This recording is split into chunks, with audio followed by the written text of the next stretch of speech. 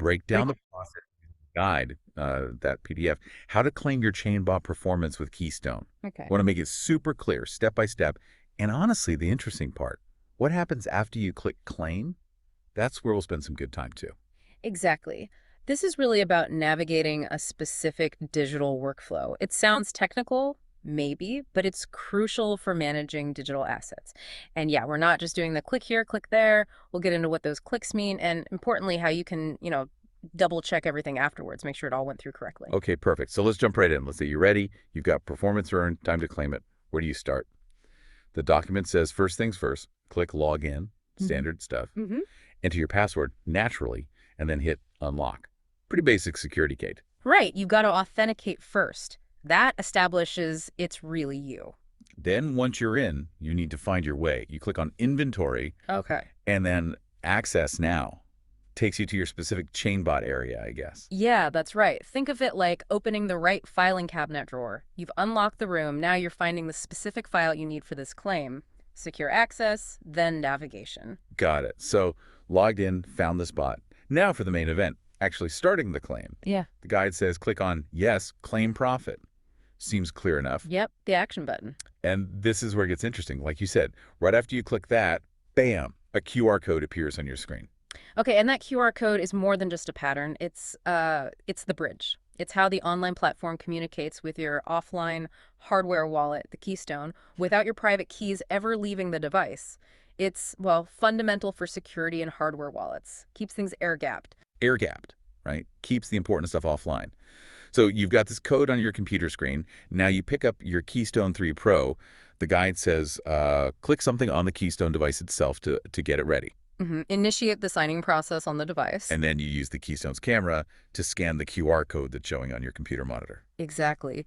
The Keystone reads the transaction details from the QR code, displays them for you to confirm, and then signs it using the private key held securely inside. So that's the physical device interaction, linking the secure hardware to the online claim. Okay. But wait, there's apparently another way, Mhm. specifically for Keystone users, an alternative method. Ah, yeah. Sometimes there are variations depending on the hardware or software. So get this. Step 14 says the Keystone device itself will display a QR code. Oh, interesting. So it flips the direction. Yeah, and then you hold that QR code, the one on the Keystone's little screen, Mhm. up to your PC's camera. The guide even mentions the PC screen might look blurry, but that's okay, it'll still read it. Yeah. And once the PC camera reads the Keystone's QR code, you just click Done on the computer, step 15. That alternative flow, it could be for different security models, maybe avoiding potential screen scraping malware on the PC, or it could just be an optimization for how the Keystone firmware interacts. It essentially achieves the same goal, getting the signed transaction data back to the platform, but via a different secure channel.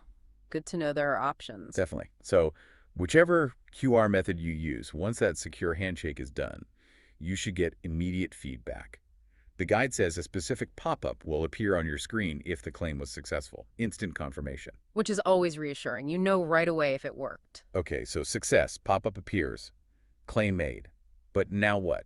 What actually happened to your funds and how can you be sure? Right, this is the crucial post-claim part, verification. The source says you can actually see this transaction, your specific ChainBot claim right on the blockchain. You just take your Metamask address, search it on the Mainnet Explorer, and there it should be, public record. Transparency. That's the beauty of the blockchain. Every transaction is logged and verifiable by anyone. And here's a really key detail, something folks need to understand, the profit split. It says each claim is split automatically.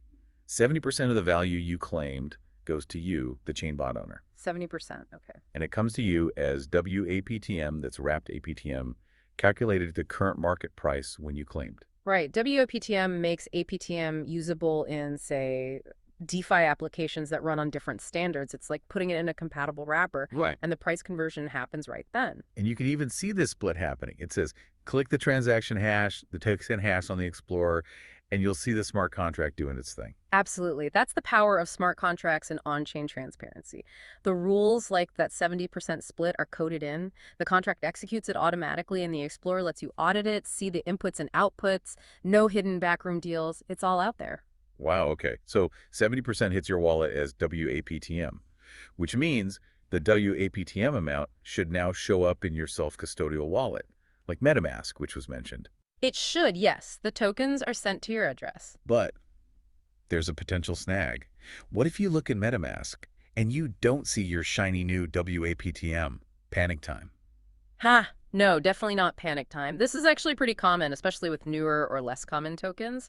Your wallet, like MetaMask, doesn't automatically know about every single token contract out there. Ah, okay, so what do you do? You need to manually add it. The guide mentions importing the clone contract address. You find that address usually on the Explorer page for the token itself, copy it. Hmm. And then there's an import tokens or add custom token function in MetaMask. You paste the contract address there.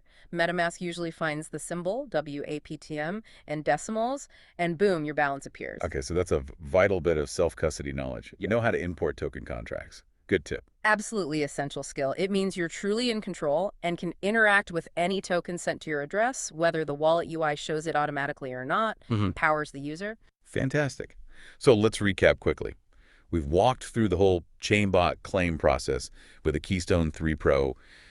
Started with the login, navigating inventory, hitting that claim profit button, Mm-hmm. dealt with the QR code dance, either scanning the screen or showing the Keystone's code to the camera. Right, the secure signing step. Got the success pop up, then dove into what happens next. Seeing the transaction on-chain, understanding the 70% APTM split at market price, And verifying it all via the Explorer. and crucially, knowing how to import that wAPTM contract into your wallet like MetaMask if it doesn't show up right away. Covers the whole life cycle of the claim. It really feels like knowing these precise steps and the why behind them gives you proper control. It does. And it leads to maybe a broader thought to chew on. This system, with its very transparent on chain splits, the direct delivery of assets like wAPTM to your self custody wallet, and the reliance on hardware security like Keystone, how does all that change our idea of trust?